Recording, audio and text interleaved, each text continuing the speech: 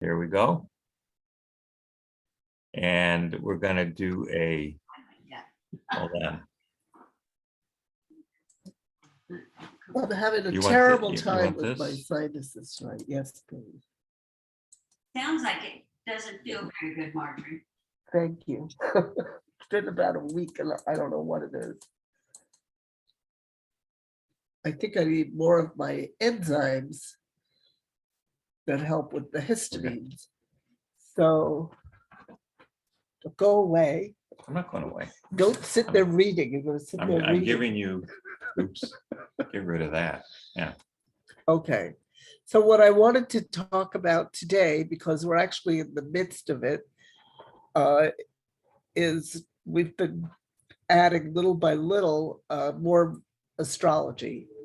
So I'm calling this segment, and it's a blog entry, the uses of adversity, Mercury retrograde. And this is one of the best images that I've ever found. This is a series of stills showing the position of Mercury changing in over a So sequence the of time. retrograde, So you see the it's going apparent from retrograde left to right, say, if I along believe this. here.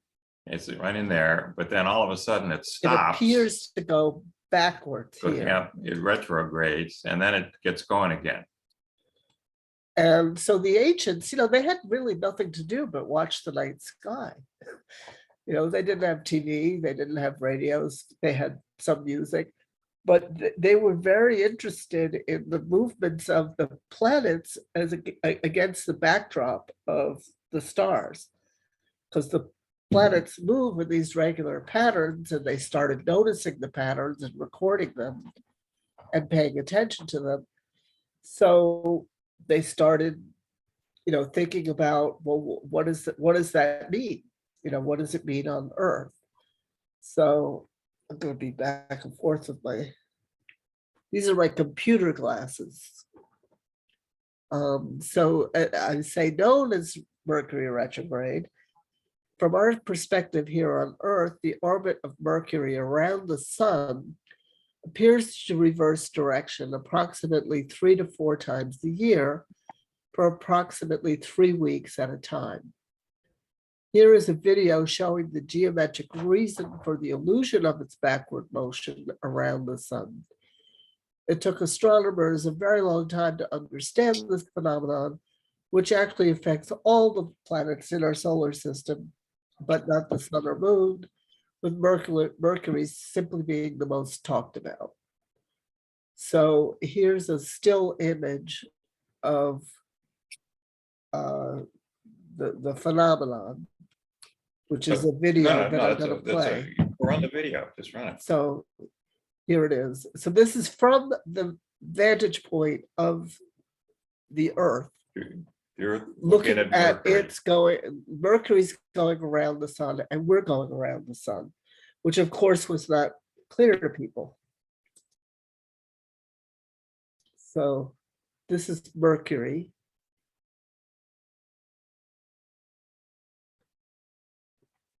And here's the Earth.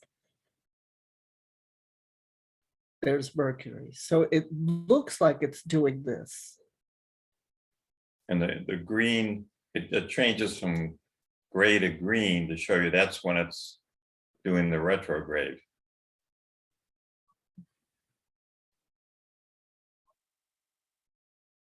But it's because the Earth is passing. Yeah, you see? I don't know if that's clear. It's because from our point of view, I'm going to just replay it. Here's the Earth. Mercury's going faster around the sun than we are because it's closer to the sun, so it's a smaller circle. So when it goes to the other side, it looks like it's going backwards because we're still moving.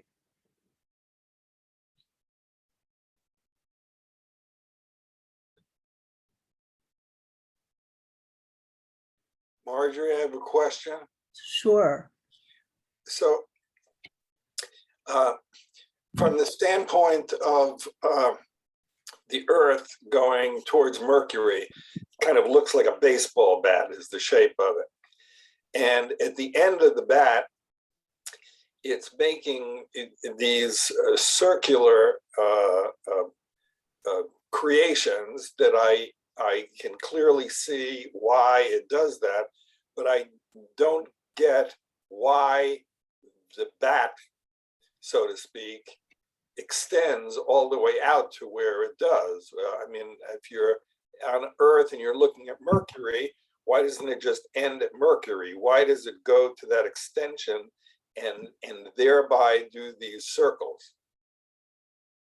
Yeah, I'm not sure that how accurate this is really because of what you just said. But it's, I don't know how to explain it. Yeah, I think that they just took some liberty here, Stephen, They're showing the they illusion. can't really show. They're not If you're showing just the looking at actual. Mercury, just look at it, it's all kind of scrunched in there, okay? It's just going So around like they this. simply went ahead and said, let's blow it up. So that if you were on Earth, you know, you'd see something They're just like extending this. the and angle. and they just ran it out farther to some arbitrary distance so that they could graphically show this. But the whole point is that you can see as Mercury goes faster, then it starts to go through this retrograde motion. Let's just start it again. See, See, now now it's coming see, up on Earth, so it appears like it's going backwards because I don't know how to depict it. well, I mean, the real one is the picture, is the other picture up above here with Right. which was taken. It just looks like it's going It was backwards. just taken But it's on the other side of the circle of the orbit around the sun. That's what you would see if you had such a camera and you just looked up at the sky every night and there weren't any clouds. Shouldn't the sun be in the middle of that circle? Yes, Yeah, And where is it? but it's just not, they're just simplifying it. yeah, they photoshopped it out.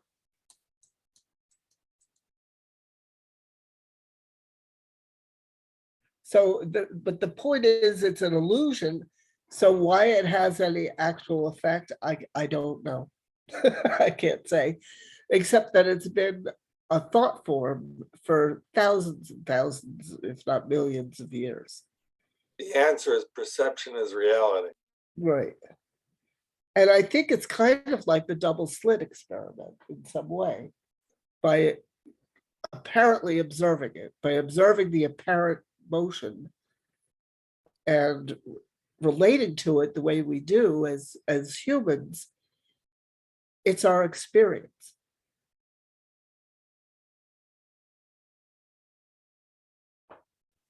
I miss the relevance of all of that. Well, maybe it'll be clearer when we talk about like what it, how it seems to affect things on Earth, how it's believed to affect things on Earth, when it's in this apparent retrograde motion that we now know it's not. It's just in that phase where it's in this part of the loop around the sun that you can't really perceive just looking in the sky. But people were plotting its position night by night by night, you know, and making drawings of it and all kinds of representations of it. They were aware of it, but they didn't know why it seemed to go backwards. And why it seemed to have some kind of Well, this is where ramifications on Earth. Ptolemy, the great astronomer, came up with this notion of spheres and all kinds of spheres rotating within spheres to try and duplicate this retrograde motion.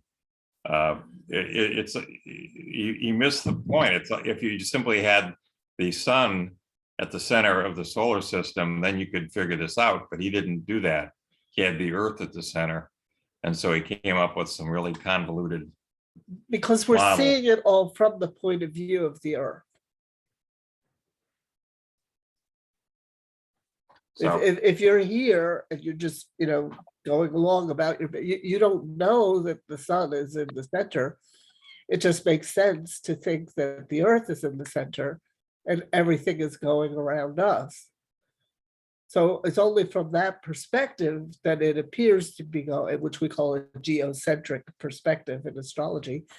Why that's the only reason why we have the illusion of it going backwards.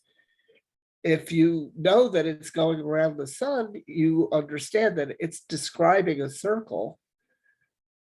Like my hand here, I'm not changing direction. Even though it looks like it, I'm still going in the same direction. This is maybe a good way to explain it. Now I'm closer to the screen, and now I'm closer to my eye, but I'm not changing direction. I'm still going in the same direction, but it looks like it's going back and forth. It looks like I'm doing this, right? But from a bird's eye perspective, it's a circle. This photograph that you have on the screen here makes it apparent that the Earth is not the center of how it's going around. So I'm unclear when this is observed, how do you maintain the idea that everything is going around the Earth when you just look here, you can see that it's not? By looking at this image, well, this image doesn't really exist in reality. That's a composite. I understand, But they don't know. It might have been changing direction. That's what they called them, wanderers. That's how they referred to the 7 lights in the sky that move. They were called wanderers. The others, the constellations, are called fixed stars. So they thought they might have been going back and forth. The planets were wanderers? Right. Planet means wanderer. That is the translation of the. Right. And they're wandering because they didn't know that they were going around the sun. So it appeared that they were wandering. Right. Right. And, Yeah, I mean, if you saw it going backwards, you'd say it's wandering. And you'd see this zigzagging. So they had this idea, well, okay, everything is progressing to a certain point. I'm building my business, I'm building my farm, and it's getting better and better and better. But now, 5 out of the 7 planets are all going backwards, and it seems like everything's going to hell. So they started saying, well, those backward, directions are detrimental to our progress. It was the thinking. As I said, it happens to the outer planets spend half their time retrograde. We don't pay as much attention to that. So there's usually about 3 cycles a year. This year it starts at the very end of January and it goes into, the very end of December, it goes into January. And there's a lot that you can say about the position in the sky when it starts and when it ends, and what things seem to be affected. And I say be an empiricist about it. Check it out for yourself. Don't take anybody's word for it. But there is more and more online these days. So here's where I begin kind of the article. And then we go down here where there's things that are said to be challenging, and here's things that are actually easier. So I want to invite you to observe this, look for yourself, see if certain things seem more challenging and certain things seem like a grease slide during Mercury retrograde. So, so that's where we're heading. So it tends to have a very bad rep, as these times are notorious for wreaking havoc with our best laid schedules and plans, contracts and travel, communications and delivery. For a more complete list of challenges, see the list below to the left. However, these cycles are most frustrating if you merely try to insist on straight ahead forward motion, no matter what. Then you will likely feel that you are banging your nose into a wall at every turn and getting nowhere fast. Can everybody see? Should I make it larger? Well, you're not looking at my screen, are you? If we can learn to shift gears into a more Zen state of mind, hi, Bruce, letting go and working with what is, rather than fighting it, these 3 to 4 week periods can be like a pleasant staycation and even become productive, if you must, in their own way.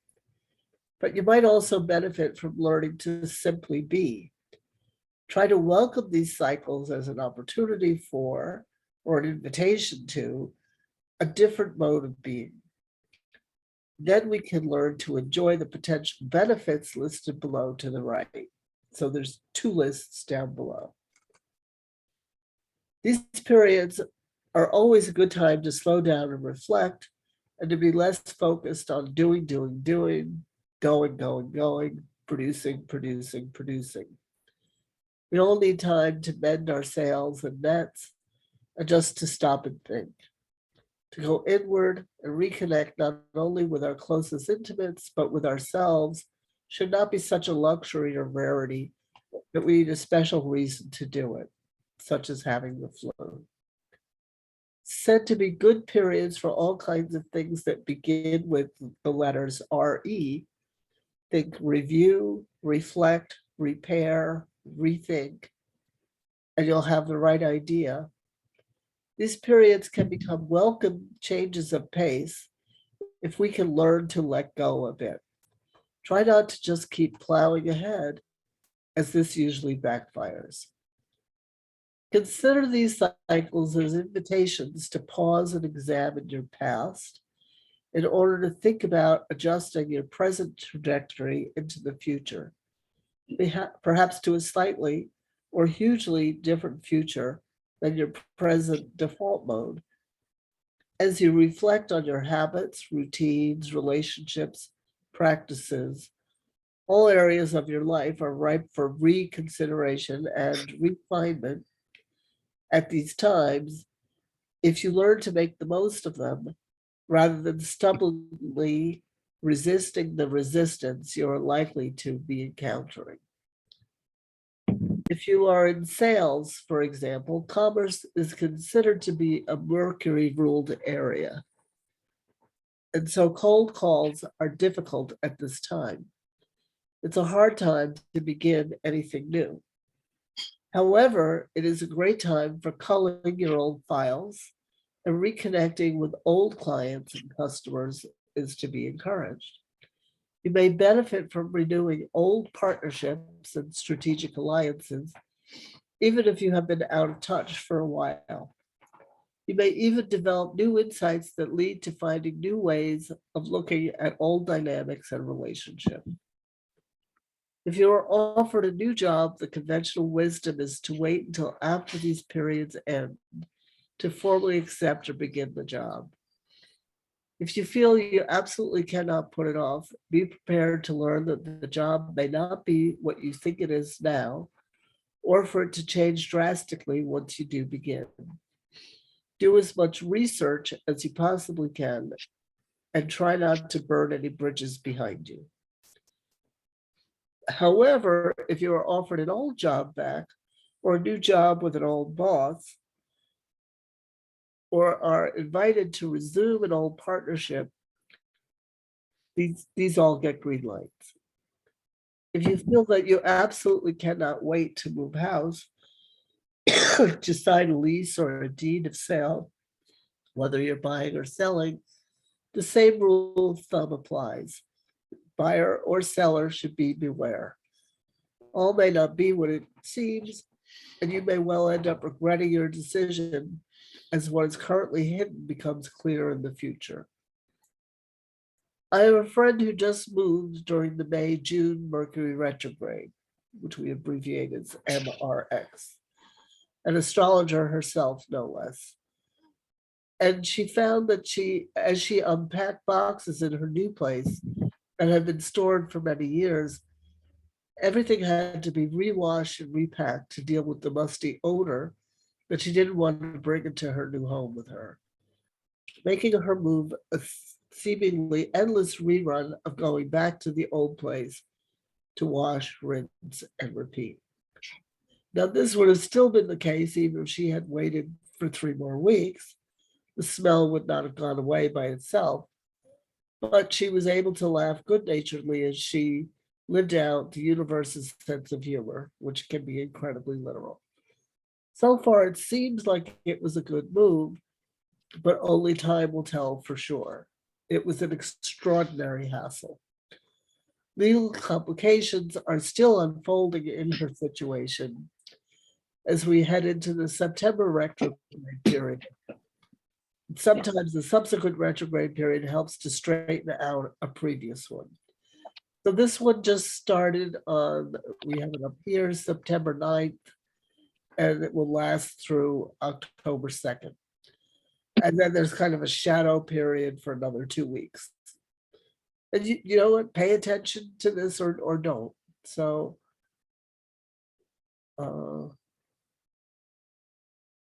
similarly, sometimes lost objects or papers or money are found or returned during a retrograde period.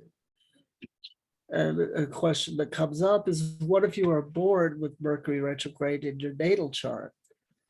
I have heard of it going both ways, favorably and unfavorably. My astrology teacher was born when Mercury was retrograde in her chart. And she said these 3-week periods were her best times of the year, as everything goes more smoothly for her, and she feels out of sync most of the rest of the time. She's very fond of history, and until very recently did most of her astrology work by hand, not liking or trusting computers. She was very used to double and triple checking everything she did to make sure it was accurate, a good habit anytime, but especially during these periods and with this natal pattern. If you absolutely must travel during these cycles, make extra copies of your documents and directions and maps and have a way to retrieve them. Bring extra batteries and snacks, leave extra time for mishaps, and have backup plans to your backup plans. It is said to be easier. I used to say, I'm not going to give into this. I'm not going to live with this. And I have regretted it every time I've tried to ignore it. I used to go out with this guy who he could tell by the second day that it was happening. And he would ask me, and I would look it up in my ephemeris, but he would know. He said, I'm not even looking at anything, and I just know. I just had 3 misunderstandings about my car and it being fixed, and it's not fixed, and I wanted to go someplace, up the Hudson, and there was this misunderstanding. So I just knew it was retrograde. He was right. He knew before I did. How, I don't know. It was part of his intuition. So it's said to be easier to travel for leisure than for business in these cycles. And returning to old familiar destinations is easier than new places you have never been to before, in keeping with the lists below. As with anything, be your own source, see what is true for you, and experiment with these ideas and see for yourself. Do these periods of the year make any difference at all? Are they just more difficult, or is there any silver lining? Do certain things become easier if you can shift your focus?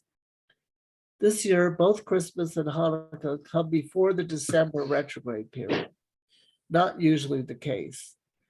We'll see how that reflects on holiday travel and gifts to be returned. Mercury is usually retrograde during those December holidays. I think that's part of why so many gifts have to be returned and travel is so difficult. So these are the challenging things. These are sort of the common wisdom that you'll hear about. And then these are things that I find when I shift my focus over here to this list, that this whole period is much more pleasant for me and less frustrating. So these are things that Mercury rules, that's a whole thing, that it's difficult to move forward with. But if you're doing anything that involves reviewing and looking back, then that's easier. Actually, a lot of people don't take that into account.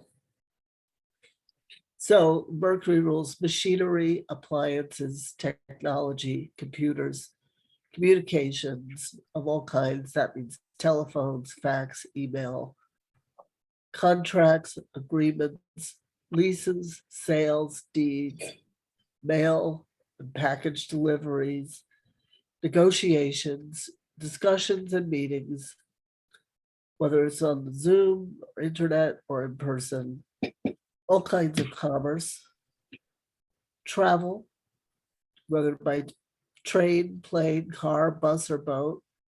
It affects all the means of travel, like roads and tracks, train tracks and rivers. It is said to affect transportation, deliveries, orders, receipts, and keys. These are all kind of mercurial things. And these are said to lead to, these are also kind of mercurial concepts: chaos, confusion, conflict, delays, wrong directions, misunderstandings, miscommunications, misconnections, and forgotten appointments.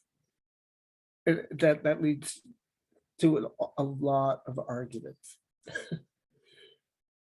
So the things that are easier have to do with looking backward and inward and any kind of redoing.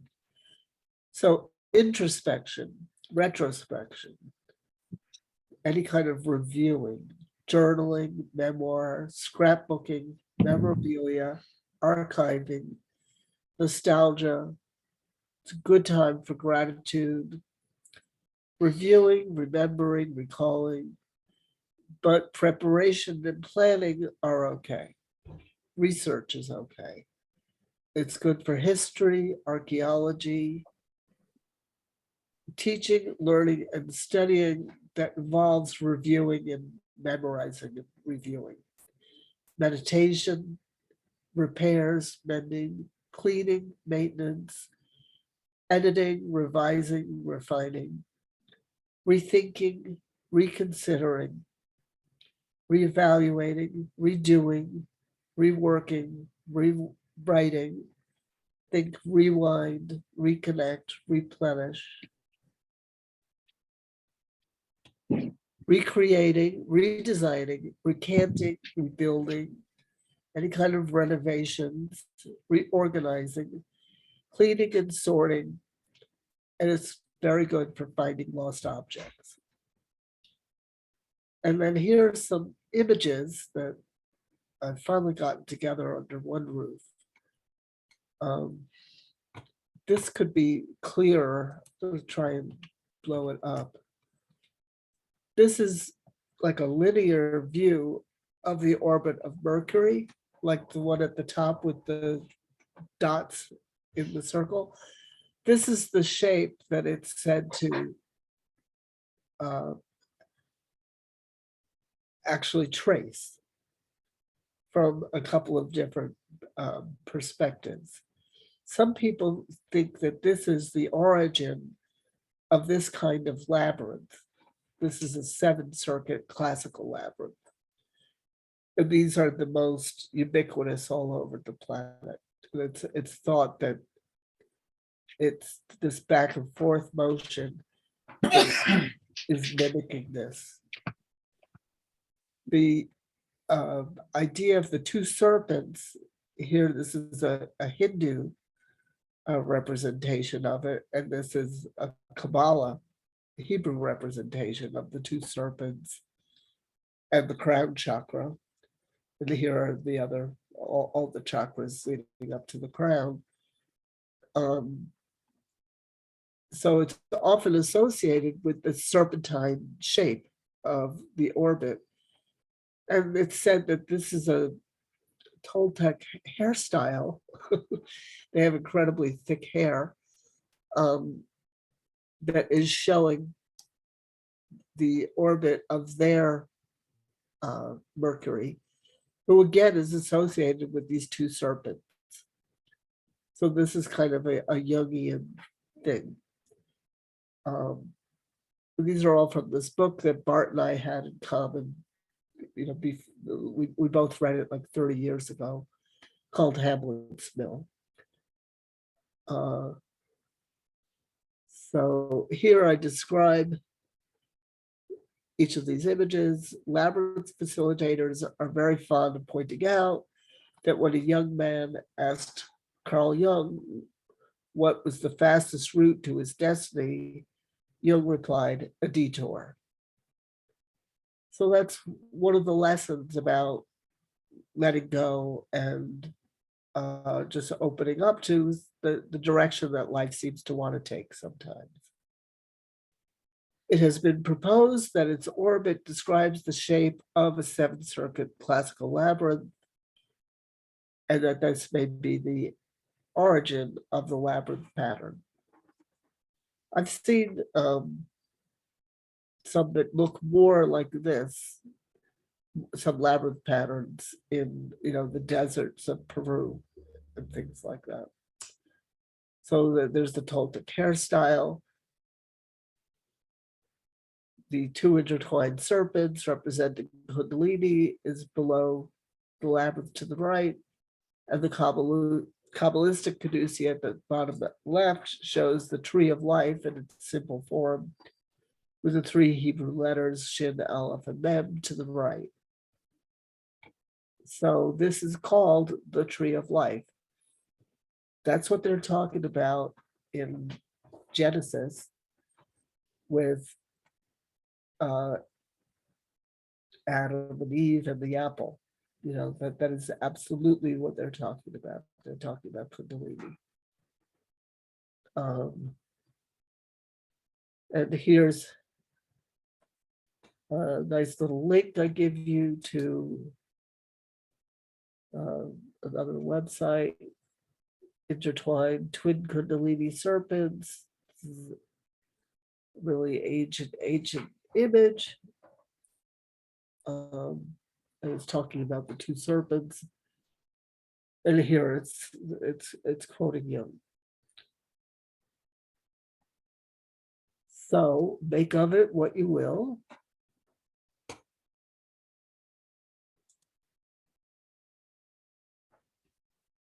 And there's my bio. And I have added the part about becoming a labyrinth facilitator. Marjorie, what percentage of the year is Mercury in retrograde? Well, technically, it's for about 3.5 weeks a year times 3. So about 10 weeks out of the year. So, you know, speaking in generalities here, it just strikes me listening to what you said that were we on the topic of speaking about the Sabbath, be it in Judaism or Christianity, it strikes me that people who respect and practice the Sabbath, which is 1 day out of 7, which is not that far afield from the percentage you're talking about of Mercury in retrograde, would tell you to not to do those retrograde things on the Sabbath and to do the things on your to-do list on the Sabbath. You know, that I think that's an excellent point, Stephen. That's a great point. Yeah, I think, we can certainly, I don't know if that's intended by God or the universe, but we can certainly approach it that way, that it could be like a 3-week Sabbath. And you don't have to stay at home under the covers, quaking in fear, but you can, reflect and meditate and reminisce, and it's very good for reviewing. That's how I always try to work with it, in a proactive way. But I think that's an excellent point, that we need that, from time to time. We need a Sabbath to regroup and come back to ourselves. And something I like that I think, I guess it's part of the Christian Sabbath too. For me, it's clearer in what I know, which is not at all exhaustive, about the Jewish Sabbath, is it's a time to let go and let God. It's a time to say, well, this is what I got done for this week. And I can't do it all. I can't make everything happen. There's this other mystery going on that helps or hurts. And so to surrender to some extent to some will that's larger than our own, I think is just healthy. what do you say regarding, I think you were saying that you were talking about this person who was born when Mercury was in retrograde and had an opposite kind of experience.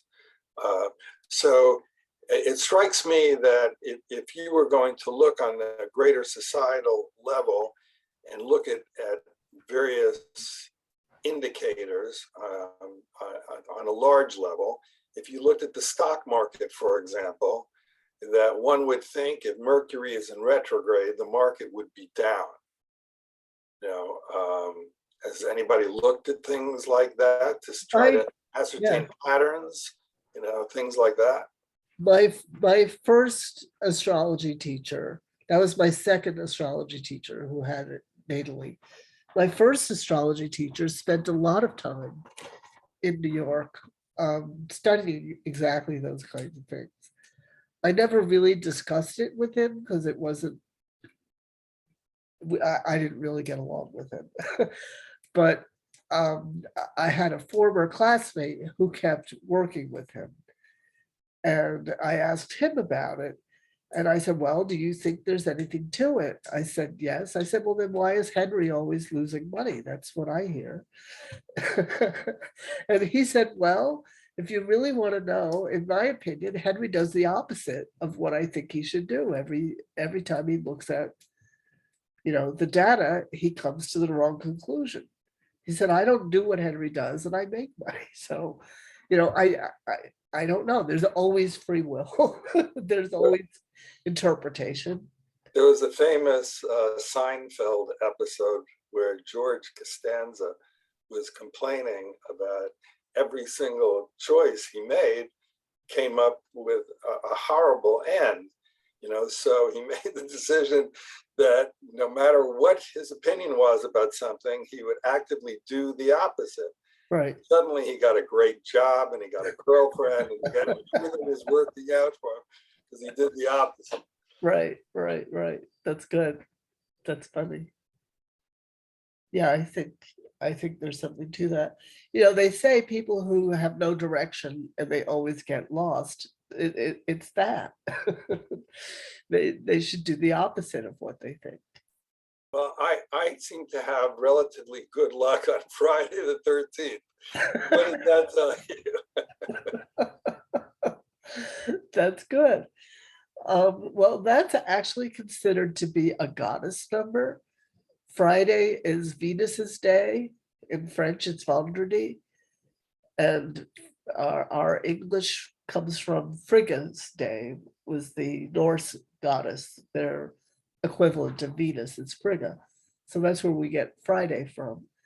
And 13 is a goddess number because as you know, there are really 13 months in the year, Lunar months. lunar months. And 13 women have 13 cycles. For every solar cycle, we have 13 monthly cycles that I think used to be in sync, where we lived in sync with the moon. And we were healthier, we had the red tent and all of that. That was one of those times. It was meant to be a time off. It was meant to be kind of a Sabbath. You were meant to go to the red tent and meditate and have visions. You weren't supposed to be out working and being as macho as you could possibly be. You were meant to take time off and go inward. And women have just lost touch with that. They've thrown on a suit, they've got their suitcase, and they're going to go out there with the boys. And I think it's really self-destructive. So the 13 is a goddess number because of that. And it's thought that there were 13 signs. And the Jewish calendar, the Hebrew calendar, does have 13 months, which I think is more accurate. 13 times 28, 28 days. Any woman will tell you what that corresponds to. And there are 13 of them in, 364 days. Right. That's pretty exact. It was more of a patriarchal thing to make it 12 and 360 degrees. Our concept of a degree being part of a circle is from a day being part of a year, from the solar cycle. And the word degree comes from Dag, for the German for day. So space and time kind of, come together there. So Friday the 13th was considered to be a goddess day. And they were celebrated rather than dreaded. It was when the patriarchy was taking over that they made it unlucky rather than lucky. The thing about Friday the 13th is Also, back in the 1306, whatever, the Knights Templar had set up a banking system in Europe, and people were able to do transactions where they didn't necessarily need to move money around. The Knights Templar would take care of it for them, which is what banks do. Okay, so the King of France and the Pope were both broke. And they saw the Knights Templar had lots of money, so they concocted this plot to go basically massacre all of the Knights Templar. And they picked Friday the 13th, I think April the 13th, which is a Friday in 1306. And so somehow this was, quote unquote, kept secret. The Knights Templar, were all surprised in the morning of Friday the 13th. And in Paris, Jacques de Molay was slowly roasted over a spit while they were trying to get out of him where all the money was. And what had happened, what had happened was on Thursday the 12th of April, the Knights Templar fleet was there by whatever it is.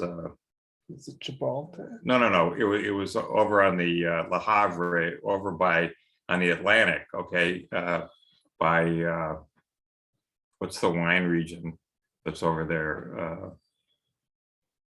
Anyway, so the fleet was there, and all of a sudden on the morning of the 13th, it was gone, and all the money was gone too. So it was a bad day for the King of France and the Pope. They murdered a lot of the Knights Templar, but they didn't get the money, which is what they wanted. But that was a later layer. The significance of Friday the 13th pre-existed that. Yeah. By a lot. but it was considered a goddess day. 13 is a goddess number, and Friday is a goddess day But I in just definitely about feel, every culture. I definitely feel closer to the goddesses than the Pope, so. Right. Well, Well, and I think the Knights Templar were really all all about the divine feminine. yeah, there's a long story there. Another subject. Yeah, another yeah. night. So, any other questions or comments from Cheryl or Barbara or anybody else? I mean, other planets go in retrograde. We just talked about Mercury. Right, that's the most common one. Yeah. Okay, Barb. I never really considered Friday 13th as a day of foreboding. I always thought it was a goddess day. Now I have to worry about it? No. So Marjorie, the list that, was that your original work of the positive and negatives of Mercury in retrograde, like things that are Yeah. not to do? That was excellent. Yeah, Oh, very, thank you. Really, really very thoughtful. felt that was pretty interesting. Oh, thank you. And They're around, and I'll sometimes I'll look at one and say, oh, that's a good thing, and I'll, add it to mine. it's great. And I, But that, it makes me think Yep. that we're that it just, I can understand that this could be, that we're guided by a bigger force, and we probably sometimes fall into the right synchronization of retrograde, and sometimes we fight against it. And it also kind of made me think of sometimes when my computers are going crazy or haywire, it's like my egocentricity thinks that I'm causing it, which sometimes perhaps I am, but also the other is when you look at, no, there's a much larger force at work here. And I think that's kind of, really a good thing to be reminded of. good. Yeah, and sometimes it's just, I think in America, we have such a mentality of, just having to get things done on time and meet the deadline and, go. And it's not realistic, that's why we don't take care of our waste, that's why we don't really want to budget for maintenance, because everything has to be productive all the time, and it's really artificial. Yeah. True. And everybody needs a break, just like the Sabbath day. I mean, it's a renewal opportunity for sure. That was a beautiful concept from Stephen. Thank you. I like that. I'm going to add that. I'm going to find a way to work that in. Should I give you a footnote? If you actually go back into the days in the 1960s, when we had the Mercury and Gemini and Apollo programs that they were launching all the time, they always stayed clear of these retrogrades. It was uncanny. Someone knew, and the launch dates are always picked so that they never ran into one of these. That's interesting. Never thought about it. Yeah. There's so much that we are not conscious of that is out there for us to grab hold of and mindful of, and it's all around us all the time. But how much of it can we be conscious of at any time? That's Right. really Sure. helpful. And act on. But I just love thinking about the double slit experiment. I had heard of it before, and I just remember thinking, well, that was weird, but it's significant that there's something to be said for the phenomenon of consciousness and observation. I don't know what exactly. It just kind of enhances the mystery for me. But there's something to be said for the reality of the illusion. It's our subjective perception that we've had for, absolutely millennia. And naturally people thought, well, we're standing still and everything else is going around us, so it's going backwards. I mean, why wouldn't you think that? It was a perfectly, maybe some of the really, high level initiates knew what was really going on. It's just amazing that we're on the spinning ball and we're stuck. We don't fly off.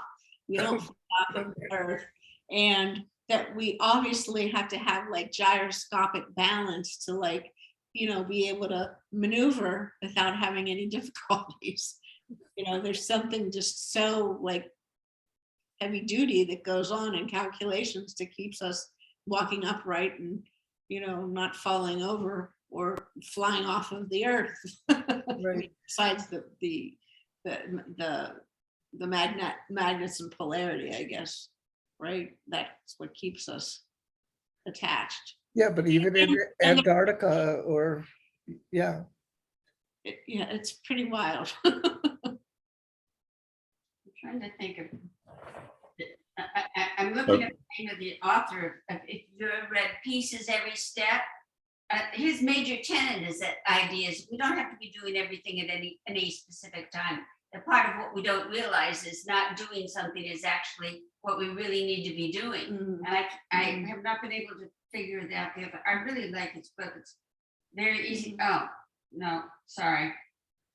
And Young saying, detour is perhaps the best thing. I think that was a really wonderful idea. Titch not harm. yes. Him? Yeah, okay. Yes. Well, I think it is a very Buddhist concept, and to just sort of allow. Yeah. One way I got in touch with this really was when I was trying to plan labyrinth walks. Sometimes it just seemed like it wanted to happen, and it was easy to plan it. And then other times it just seemed like no matter what I did, it didn't want to happen. And I would have to just let go and say, well, I don't know what it is, but there's some reason why it's not meant to be this at this time. And to kind of feel like you're co-creating with the universe is a nice feeling. It's interesting to me how difficult it is for so many people around us to understand that there's just a time just to be and to be quiet. When my kids were growing up, this may really sound terrible. I had to teach them that if I decided to close the door and sit in the bathtub, it's because I just needed to be and not do anything for a few seconds. But I think they finally got it. Sure. Well, you were being a good role model for them. I think they finally got it. I don't think I know many mothers that just say, everyone, nobody touch me. Right. Right. Just don't get near me. Oh. And we haven't heard from Bruce tonight. How is Do you want to Bruce tonight? chime in? Bruce went off on a retreat, so he just got motored back just now. So you're probably a little tired. You're muted, Bruce. You're muted. I got back at 6:30, so I'm a bit tired. Oh, wow. So how long were you gone? Where were you? There's I left on Friday. There was a lecture Friday night, and the last lecture was late yesterday. And yeah, it was awesome. Was it a Buddhist retreat? Yeah. Oh, yeah. Nice. Yeah, it was. In Cooperstown, New York. Right. Oh, baseball town. Oh, wow. Oh, you crossed over. Yeah. It's about 7.5 hours drive. Oh, wow. So you are tired. Yeah. Oh, I napped a couple of times, and yeah. But you were doing things that they advised in favor of and against during Mercury retrograde, because it went retrograde on the 9th. But I think when you're traveling for a retreat, you would get special dispensation. Well, I tell you, the treat was really awesome, I tell you. Well, so who conducted it, Bruce? Like, is this a group you know? Is this a regular thing you do through your practice? Well, it's the teacher that I know. Okay, Yeah. Remember the book we went through? yeah, This was with Fact Chalk Rinpoche. okay. Oh, the happy book. Yes, the young monk. Yeah, oh, wow, oh, how neat. Wow, and you've seen him numerous times? Yeah, when the last one is 2018, so I was there for 4 years in a row. Wow, wow. Oh, that's so cool. Yeah. Do they play baseball? No.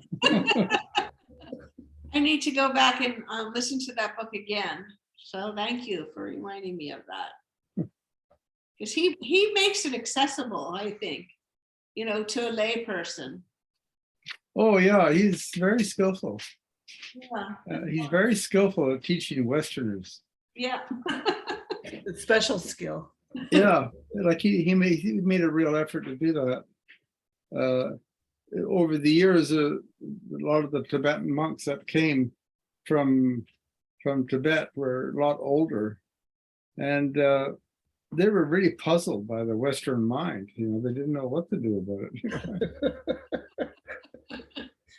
Apparently, they had meetings about how to teach Westerners. Sure. Yeah, I can imagine. It would be foreign. Well, we went to Nepal in '97 and we met enough Nepalese. So we got them to come over to the United States and do house painting in the summer. Oh yeah, Not any Buddhism, but just house painting. So they make some money. They made a lot more money than staying in Nepal. Yeah. right. That's great. And they also are very good cooks, and they come down out of the mountains, and they cook for many families in India. And then every opportunity they go back home, but they're spectacular cooks. Right. Right. Well, we will wrap it up. Next week will be our last summer class. And then today is the equinox, the autumn equinox. Yeah. Equal day and equal night. Right. Happy. And then we'll regroup for year 3. So that's where we're at. Okay. All right. Great. Okay. Have a great weekend. Good night. Good Thank night. you for hanging with us. 99. Bye-bye. Bye-bye.